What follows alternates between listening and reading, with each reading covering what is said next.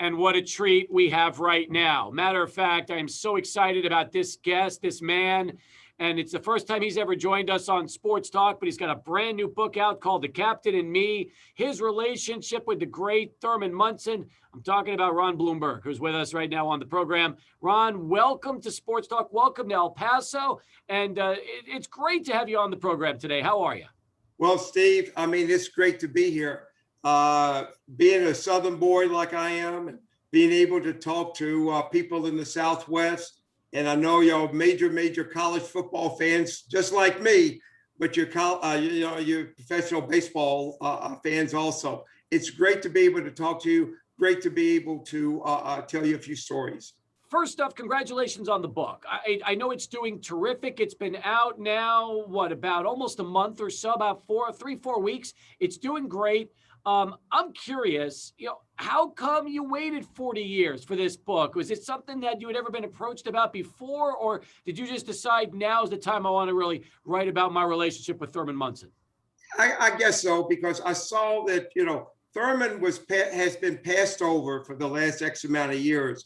The committees has actually passed him over each and every year. He gets less and less votes. And to be honest with you, I know the reason why, because I spoke to a lot of the people that are actually involved with the voting. They did not like him. The reason why, because he wasn't the nicest guy in the whole world. He was a dirty guy, not in a sense where he was a dirty player, but realistically, when he used to go out on the field, he was all dirty. Sometimes he'll have mustard and ketchup on his uniform, but sometimes he wouldn't take a shower. But he was such a leader, Steve. I mean, he was such a great leader, and people didn't realize, because he was such a great ball player, and the writers hated him because they hated to interview him, because hey. You've seen guys, I mean, you have to interview somebody and you don't know what they're going to say. You don't know what they're going to do. That was Thurman. He hated writers because, I mean, he just didn't have any, love for them. Yeah. But he was such a wonderful man off the field. And I was so close to him. I signed with the Yankees in '67. I was the #1 draft choice in the country in '67. He signed in '68 out of Kent State. I really became friends with him in '69 when we're down in spring training. We became very, very good friends. I mean, we love to fish together. We love to golf together. We love to eat together. And being Jewish, and he never knew what like matzo ball soup was. He never knew what corned beef, pastrami, half sours, Dr. Brown's, potato salad, coleslaw, the good New York mustard. But I was very lucky because we trained in Fort Lauderdale. Yeah. And I know, Fort Lauderdale in Miami is just a hop, skip, and jump. So, being Jewish, I had the ends for all the delis down in Miami. We used to go down there, never paid for anything. Used to take the butcher down there, the owner down there, a pitcher or a baseball, and they said, "Hey, everything's on us." It was wonderful. So once I started taking Thurman down to Miami, I mean, he actually loved it. I mean, it was really, we used to go down, I don't know if you've been down to Miami before. Then I started taking them to a place called Joe's Stone Crab. And that was major big down in Miami. He never knew what a stone crab was. First time he saw, a stone crab, he said, well, in our lakes back home, we use this for bait. So, it was really, really great. We had a great relationship. And once I started playing with him, and what he did for me, he said, I'm going to take you to the greatest place to dinner. He took me to White Castle. And because, being from the Midwest, that was what was big in the Midwest. And, so we really had a great relationship, and we became friends, and we roomed together almost going on 5 years. But basically, Steve, how this thing really started, No, I wasn't going to write anything about him. Nah, to be honest with you, no. But I saw, because being my brother and we're very, very close, I saw him. He did not get the respect of the people at the Hall of Fame. So I knew there had been many great books written about Thurman. The greatest book was written by Marty Appel.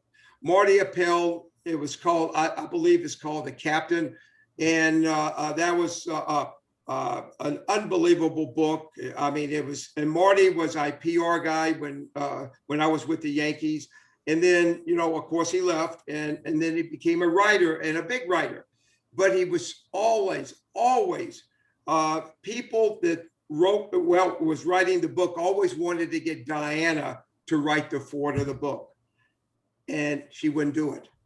And down in Yankee Fantasy Camp, about 4 years ago, there was Diana down there. There was Kay Mercer, of course, Bobby Mercer's wife.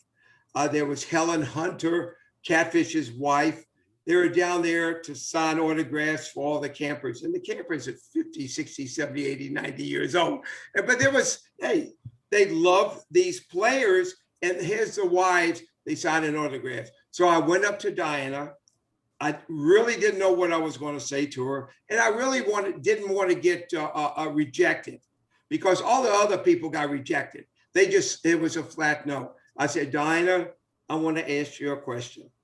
And she looked at me. She said, I got a feeling that you want to write a book about Thurman, and I will write the foreword of the book. And she started crying. And she said, you are the only person that I trust to write a book about Thurman and really tell the story about Thurman. Tell him what type of family a man he was, that he wasn't just a nasty person, just didn't want to, got in every writer's face and, just chomped their heads off. And that was the type of guy he was. But once he was off the field, he was the most tender guy that you have ever seen before in your whole life, Steve. And, and I wanted to portray what really Thurman was off the field. And that's what basically prompted it. Ron Blomberg with us here on Sports Talk. Again, the author of The Captain and Me, talking about that relationship between him and the great Thurman Munson. It's so interesting, too, because as you mentioned, Marty Appel did write the book, and there's been other books written. But at the same time, there's never really been a first-person account from a player and a former teammate like this. And I think that's probably why Diana Munson, Thurman's wife, wanted to write the foreword, because she realized that you can go in depth where others haven't gone before and really paint the picture of the kind of player he was. And it's so interesting you brought up the writers, because fans loved Thurman Munson. They still do. They still talk about him. They still get emotional when they discuss the tragedy of the plane crash in '79. So, Ron, it's interesting to me that as tough as the relationship was with the writers, that the teammates and the fans still to this day consider Thurman Munson one of the all-time great Yankees. Well, he was he was a leader. He had that it factor. When he first signed with the Yankees, when he stepped down in spring training, when he was 21 years old, he just brought that era about him. About, you see basketball players that had that it factor. The football players, as soon as they dominate, just the whole, everything centers around Thurman. Thurman was a type of guy that he was gutty. He was the type of guy that if he walked into a crowd of people, he would not be the greatest guy in the whole world, because he would just start going around and just destroying people. But when he was out on that baseball field, when he put that Yankee pinstripes on, he was so proud of it, like myself. Mm-hmm. And when he was, when he took that pitching staff, and when we both signed with the Yankees, CBS owned the team. CBS did not want to spend any money for the Yankees, nothing. But when George Steinbrenner came and took that team, Thurman, his leadership, his ability just took over. And one reason I wrote the book, and I mean, Dan Epstein was a great monitor. He was one of the writers, editors for the Rolling Stones. But I wanted to write a book. I didn't want this typical baseball book or a sports book. All it has is stats in it. That's boring. Nobody wants to see somebody hit 320, hit 15 home runs, hit a home run off of this guy. Maybe he was crazy around the clubhouse a little bit. Yeah. But I wanted a book I wanted to write the book with understanding that Dan Epstein will put, I'm the first person that, I wanted to write about Thurman, to really bring it in for the fans to really find out what type of person he was. And, you're talking about the people in New York. They love him.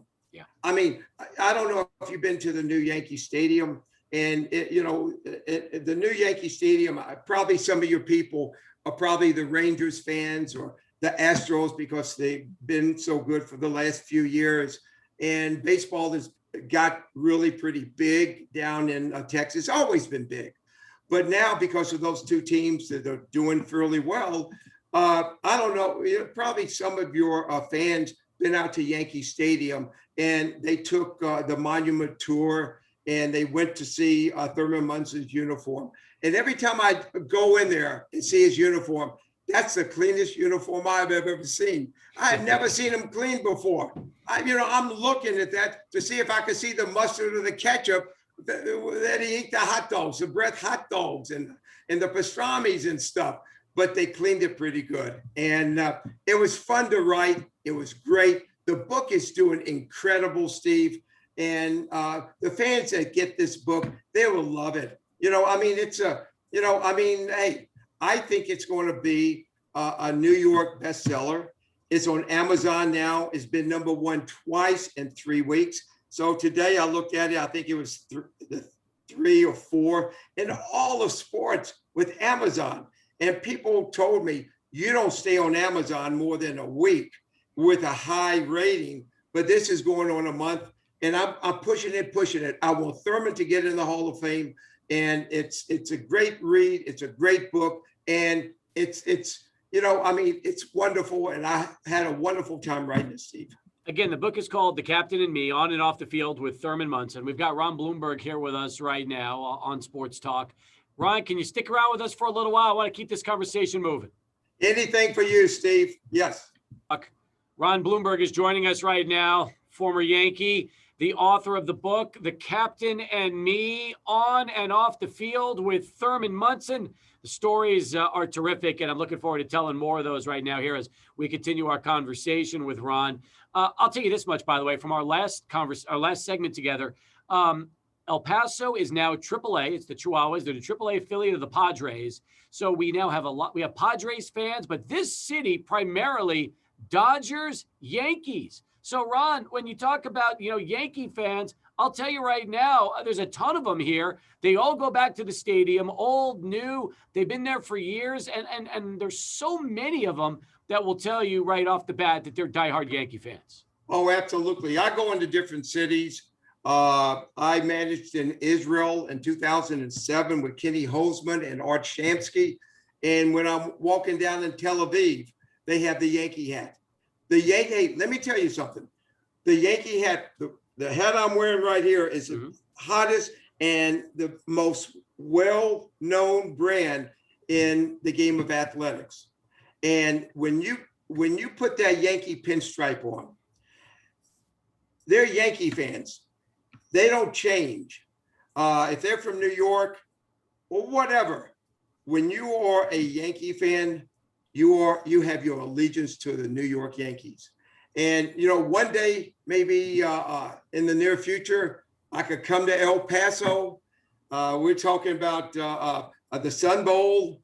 And, I heard so many great things about it, believe me. And I would like to go to maybe a minor league game to watch it. But anyway, the Yankee pinstripes and the Yankee hat and just being part of the New York Yankees is the greatest team in the whole world.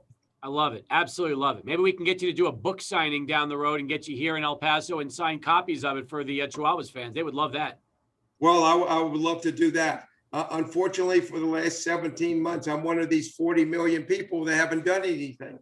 And, I couldn't go back to New York. I mean, there's nothing open up in New York. I mean, people still eating outside. You're not eating inside the restaurant. But I heard July 1st that they're going to open up to a point where it's going to be 60 to 70%. And I know I have a camp up in the Poconos up in Milford, Pennsylvania, and I got 6,000 Jews, and it's the largest Jewish sleepaway camp in the country. So I am going up there. What's the name of the camp? It's a New Jersey Y camp. It's the largest Jewish sleepaway camp in the country. It's great. It's right up in the Poconos. I could do fly fishing there. It's wonderful. I'm getting out. I want to get out. Things. We got to get you out. That's terrific. Hey, you bring up in the book when you first become DH, the very first game, you talk about Fenway Park, what it was like. And the best part of the story to me was your encounter with Thurman in the clubhouse eating deviled eggs. And if there's one thing you mentioned at the start of our interview, it's food. Food united the two of you, whether it's kosher delis or other things you've had a chance to go experience together while you're in New York, White Castles for Thurman. But for the most part, you were in the clubhouse as DH, eating deviled eggs and probably not even aware of really the whole gravity of the situation and the magnitude as being baseball's first DH at the time as the Yanks were playing the Red Sox in '73. Yeah, let me tell you what happened. I was the first DH in Major League history, okay? I walked against Louis Tion in Fenway Park, okay? I come back to the bench. Elston Howard was our bench coach. It's freezing. I'm leaving Fort Lauderdale where it's 90-something degrees, okay? We get to Fenway Park up in Boston. It's 30-something degrees. I'm freezing to death. I'm sitting on the ponds. What do I do? I said, Ellie, what do I do? He said, well, you can sit here or go up to the clubhouse. And I'm not stupid. So I'm sitting there with him. I'm freezing to death. And, I got 4 jackets on. I'm sitting here, not doing anything. So I said, I'm going up to the clubhouse. So I don't know if you've been to Fenway Park. It's a small clubhouse. You go through like a little tunnel to go from the dugout to the clubhouse. So I get to the clubhouse. So I'm sitting down in my locker. Okay, so I got something to drink and I'm sitting down. So back then we did not have TV that we actually watched. We listened to the game on the radio. Okay, so I'm listening to the game. The clubhouse guy's name was Vince, nice Italian guy from Boston. Okay, so he was known for deviled eggs and kibasi.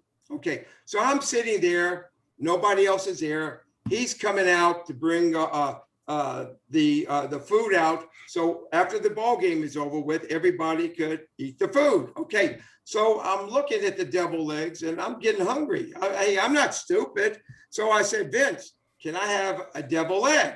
He said, yeah, you can eat, a deviled egg. So, he was there bringing stuff in. So I'm eating 1, 2, 3, 4. So I think I ate probably 15 to 16 halves a double egg. So it's 8 eggs I ate. Okay, like that. So next time I go out, it was my turn to hit.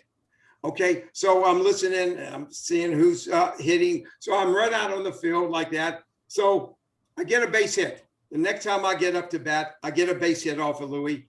Come back into the clubhouse. And there's kibasis there. And there's some more deviled eggs there. So I'm eating a few. How can you beat this? I didn't know what the DH was, had no idea. I thought it was a glorified pinch hitter. I screwed up the game of baseball in '73. Okay. So I'm sitting down, eating all the deviled eggs. So who comes in? Thurman comes in. And he looks at me. He said, Bloomy, what are you doing? And he loves deviled eggs. He loves deviled eggs. So I got half the deviled eggs left. He took all the deviled eggs, put it in his locker, locked up his locker so nobody could eat the deviled eggs. So he runs back on the field. So I get next time I get up, I think I grounded out to second base. And he looked at me, he said, "You didn't go in my locker and get those devil eggs." I said, no, Thurman, there's no way I could get into your locker. So that was a big thing. Hey, we had fun, Thurman and I, and the people got really upset because there was hardly no devil eggs out there. And they asked Vince, they said, "Vince, where's the devil eggs?" So he looks at me, he said, "You got to ask Bloomy over here." And, and they said, "Where's the devil eggs?" When I got up to hit one time, I, knocked over the tray. I'm not going to tell him I eat all the devil eggs. We lost the ball game 15-5. Ralph Houck was so upset anyway. And, that's all he had to hear, that I'm sitting in the clubhouse eating all the food and just, that's what we did. We used to do things and do pranks all the time, Thurman and I and all the other guys in the team. That's why they called us the Bronx Zoo. We're crazy guys. But we had such a great time. We had a wonderful time, Steve. Like I said before, when you are a Yankee, you're part of an organization. It's the greatest organization ever in the game of sports. You want to read the book? It's called The Captain and Me, On and Off the Field with Thurman Munson from Ron Blomberg. Matter of fact, the book right now is doing terrific. Let me see the latest rankings. It's #1 bestseller. I think today it is like #3 in Amazon. So like you said, it's doing great. The stories are there, not just the first game when you're told the story of the deviled eggs, lots and lots of great stories. I never realized that Thurman Munson was a prankster until you said that right now. Oh, he did. I mean, he used to give, it was really, really funny. He used to give the sports writers that he did not know.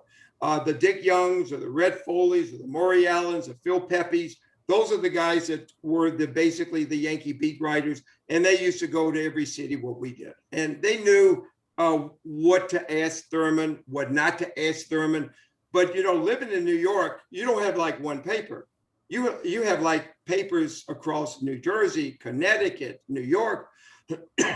And we had rookie reporters, and I was like 3 lockers away from Thurman. Bobby Mercer was 2 lockers away from him. So we knew when a new rookie would come in and ask Thurman some questions. After they would ask us some questions, they go over to Thurman and ask him questions. Mm-hmm. We knew that he's going to bite off the heads of these guys. And we just knew it. So instead of getting something to eat and going to the training room or whatever, we always would sit there and watch Thurman really get onto these young guys. And these young guys, right off the bat, they're scared to death. They have heard about him, but they didn't know what type of guy what type of person he was. And he used to give these guys hot foot, used to get a piece of bubble gum and then used to stick a match on their foot, and it burns, and the whole shoe burns. And now these guys, they have to, at that time they wore like a coat and tie. And now they leave in our clubhouse with a half a shoe on because, they look down, they smell leather and they don't know where it's coming from. And they're too scared to really know that their foot was on fire. And I mean, it was fun. It was, sometimes if they would sit down with you, Thurman would put some bubble gum on a chair. And when they get up, they didn't know that they are carrying that chair because there's bubble gum on their chair. And, and they look and they feel back on their butt and stuff. And it's the whole thing of wad of bubble gum. So, I mean, hey, you got to be careful in our locker. I mean, you really got to know who you speak to. And if you speak to Thurman, yeah, and if you speak to him and you don't know what you're talking about, he'll destroy you. Ron Blomberg has been so gracious with his time. And again, the book is called The Captain and Me, On and Off the Field with Thurman Munson. He's telling great stories. You want to read the stories, you can pick up a copy right now. It's a terrific hardcover edition, just came out. It's doing great. And Ron's been unbelievable. I had a question from one of our listeners. Pinky asked last hour, when you get Ron Blomberg on, ask him as a DH, what do you do in between at-bats? Now, you told us about what you did in Fenway for that first game, but as you became and had more DH at-bats, did you stick around in the dugout for the most part? Did you go to the clubhouse and spend more time in between at-bats, eating food? What was it like for you? Well, basically, we really did not know what to do because it was such a new position. Mm-hmm. It's not like the guys nowadays when they're a DH. You go down to the new stadiums now. They got their own batting cages down there. They got their own pitchers to throw BP to them. They got like a field. If you go down to the new Yankee Stadium, people don't realize how large it is. They got actually an infield. They take infield. If somebody is going to hit for somebody and this guy is going to go to second base, he's already loose. He's already thrown. Myself, we didn't have any of that stuff. We had nothing. Yeah. People don't realize that we had a few bats. We'll go down in the tunnel and take a few swings. That's all. I didn't go into the clubhouse, not too much. But if I was hungry, I'd go in there. But if I was hungry, I would go in there and, make sure that none of the guys see me go down there, go into the clubhouse. But no, it was really tough. You got to really acclimate yourself to the DH position because nobody knew what the DH was. It's not like nowadays where you have like little league, you got DHs. You got high school baseball DHs, you got college baseball DHs, you got 95% of minor league baseball has a DH. We didn't have any of that stuff. So we would have to adjust, but it was very, very hard to adjust. I hear you. By the way, Thurman plays in the 70s with Bench, Fisk. It was one of the great eras of catchers. It really was. And those two are in the Hall of Fame. They had long careers. We all know that Thurman's life and career was cut short. Any idea how much longer you think he would have played had the plane crash never happened in 79 and he would have had the opportunity to at least play out his career the way he would have wanted to? Oh, absolutely. Thurman was, people don't realize, and we call him Pudgy, because he had a pudge body, okay? But people didn't realize how quick he was, how fast he was. People didn't realize how great an athlete he was. Because I had a basketball team in New York myself, where I would have Ed Kranepool, I would have Tom Seaver, Jerry Kuzman, I would have Roy White on my team, I would have Catfish on my team. And Thurman was one of the best athletes. Thurman was a super, super athlete. And he could shoot, he could handle the ball real well. So yes, he would have played a lot more years because he came in shape. He made sure he was in shape and he kept his little squatty body in shape. So, yes, he would have played. And there was no better catcher in the 70s, in the 80s as Thurman Munson. He could call the game better than anybody. Maybe he didn't have the greatest arm, but he had the quickest release of anybody ever as a catcher. And he is, to me, he was the best catcher I have ever seen. He deserved to be in the Hall of Fame. And I love the relationship you guys shared on and off the field, which led you to write the book in the first place. Because again, as you started this conversation off, there's been a lot said about Thurman Munson and why he's not in the Hall of Fame. You want to change that. You want to essentially show a different side of him, a side that just has not been portrayed through the media in the past. Well, because nobody ever looked at what he did off the field. They always looked at how tough he was and how grubby he was playing, on the field. But that's playing. He was so competitive. Yeah. And when he was playing, his whole attitude totally changed. And like I said, he was a Dr. Jekyll, Mr. Hyde. Whenever he put that uniform on, went out on the field, he gave 125%. And that's what he did. When he was off the field, he married Diana, that was his high school sweetheart. And people didn't realize how, the plane crashed because they had an off day in Cleveland. He went back home to visit his family and to visit Diana while everybody went back up to New York. And people, we knew that he liked to fly because he always brought an aviation, a magazine back to his locker and always read it. But we didn't really actually knew, what type of person he was and how, much he loved it. But we knew he bought an airplane. We didn't know that he was going to go in Cleveland and to fly and, the mishap and, the story. But yes, Thurman was the greatest, on the field and off the field. He was the best. He was the best. As far as the rivalry with him and Fisk, that's been written about, documented. They've had incidents where, they went at it with each other, but not just as opponents, but they went and we've seen some brawls over the years. There was, I want to say, just a great rivalry. People looked at those two, but you tell me, you had your battles with Boston from that 73 DH game all the way through the 70s. So you got to see Fisk and Munson up close better than anybody. How would you describe those two in particular and the way they played off each other in those great Red Sox-Yankees series? Oh, they hated each other. I mean, they really actually hated each other. We hated the Red Sox. We wanted a fight.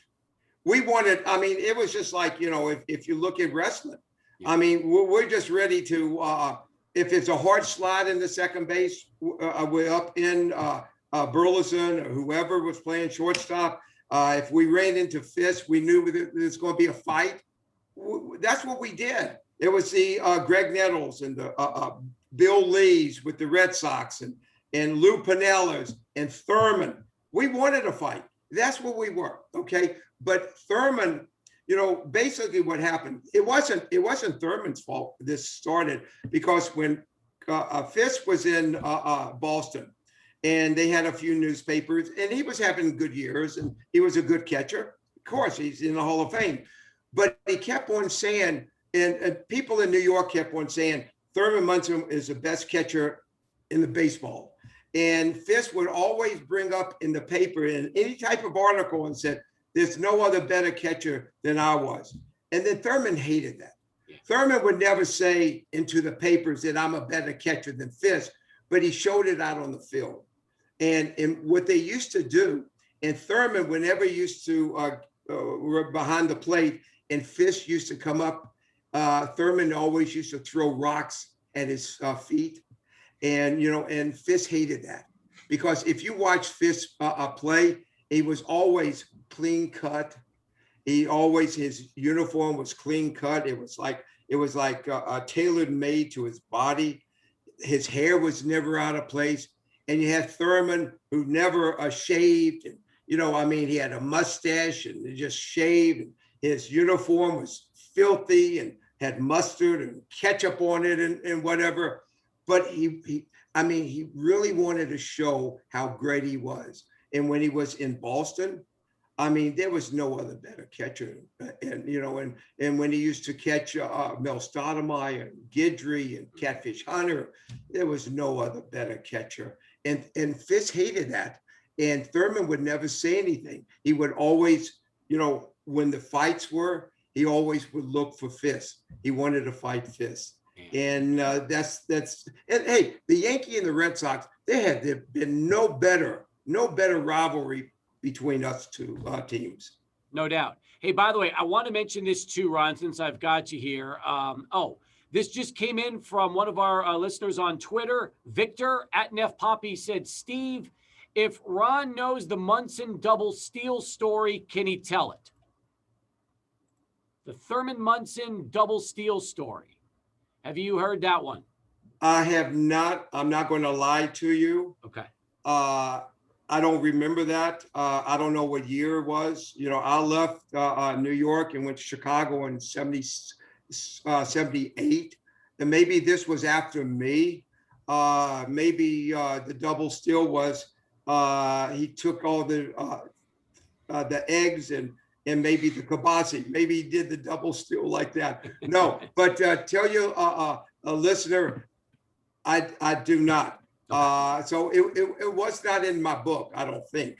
By the way, speaking of books, before you wrote The Captain and Me, you have a book designated Hebrew. It's your story. So if our listeners not only enjoy this, they'll get a chance. They could also check that out. That came out a few years ago. But Ron, that's ultimately more about you and really your life that led up to baseball. And really, as you mentioned earlier, could have played a lot of sports. Could have played basketball at UCLA. Could have played football at Alabama. You were a 3-sports star. You chose baseball, the Yankees, and the rest is history.